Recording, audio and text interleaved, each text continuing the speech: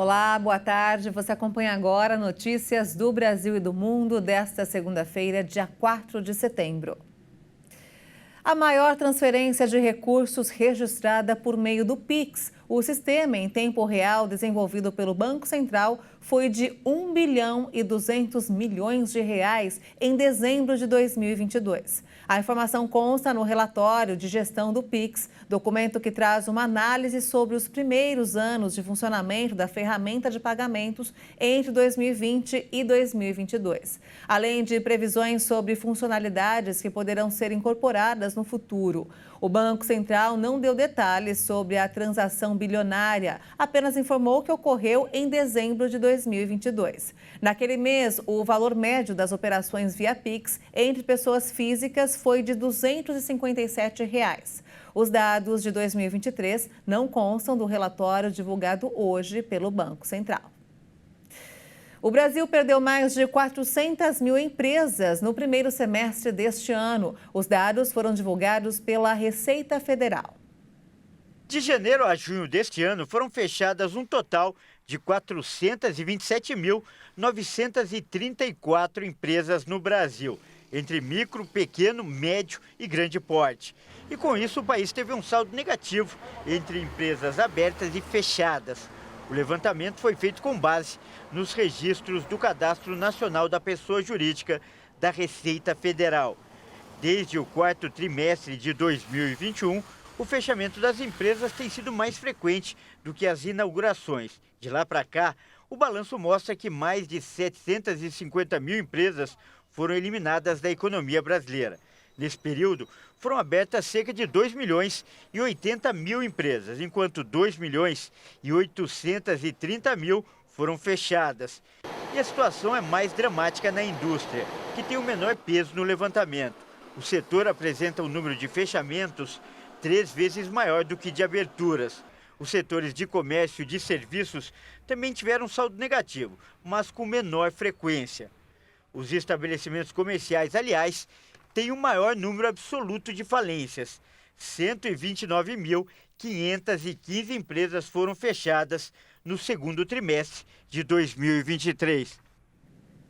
O presidente da Câmara dos Deputados, Arthur Lira, exigiu a presença de parlamentares na semana do feriado para votar pautas econômicas. O objetivo é agilizar os trabalhos antes da folga.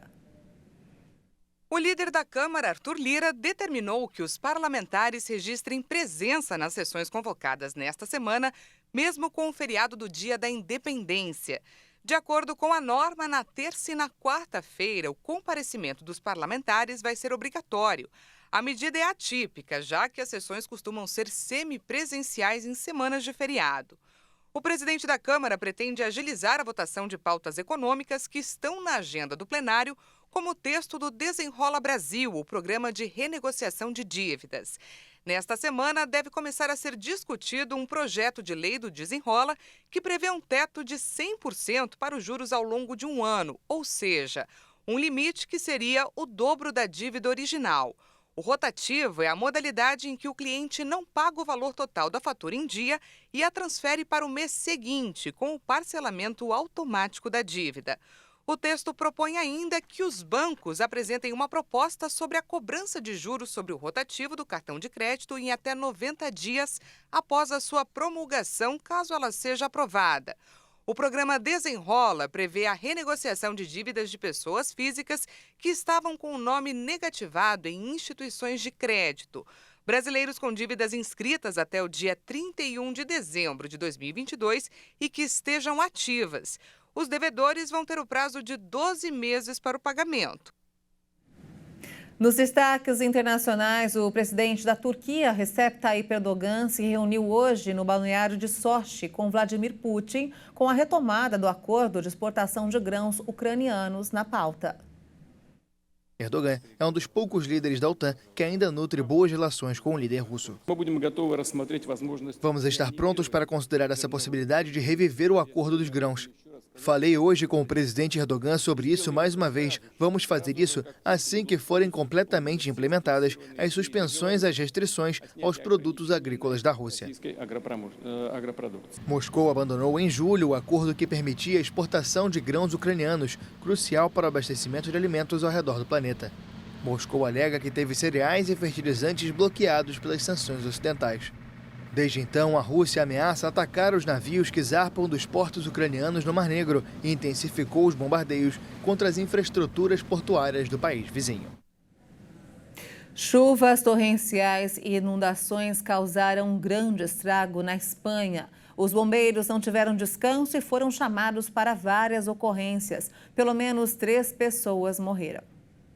No município de Alcanar, na região da Catalunha, depois de várias horas de chuva intensa, o rio de lama fundiu-se com o mar. O temporal arrancou parte do pavimento. Os problemas já eram esperados pelas autoridades. A Proteção Civil decretou o confinamento dos quase 10 mil habitantes de Alcanar.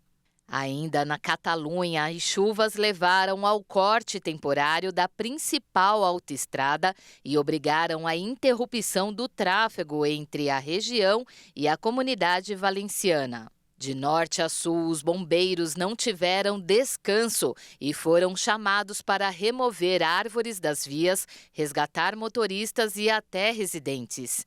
Em Cuenca, a sudeste de Madrid, a Guarda Civil conseguiu salvar uma idosa que tinha ficado presa debaixo dos móveis da própria casa. E o tufão Haikui arrancou árvores, danificou rotas costeiras e provocou chuvas torrenciais em sua passagem por Taiwan, antes de perder força nesta segunda-feira e ser rebaixado a tempestade tropical severa. Agora, o fenômeno avança em direção à China. Não foram registradas mortes, mas as autoridades relataram que mais de 100 pessoas ficaram feridas, a maioria com ferimentos leves causados pela queda de árvores e acidentes de trânsito. Estamos limpando a escola primária de Dong. Muitas árvores caíram e estamos tentando retirar os galhos das calçadas para que as crianças possam vir à escola em segurança amanhã. Devo dizer que é a primeira vez na minha vida que vejo um tufão como esse. Haikui chegou a Taiwan no domingo pelo leste e parecia ter deixado a ilha, mas na madrugada de segunda-feira voltou a tocar a terra na região de Kaohsiung. Finalmente, depois do meio-dia, se afastou da ilha principal de Taiwan e avançava ao sudoeste do arquipélago de Penghu, a caminho do sul da China. O presidente do Quênia iniciou hoje uma cúpula climática histórica que pretende converter o continente africano em uma potência emergente em energias renováveis e pedir auxílio financeiro internacional.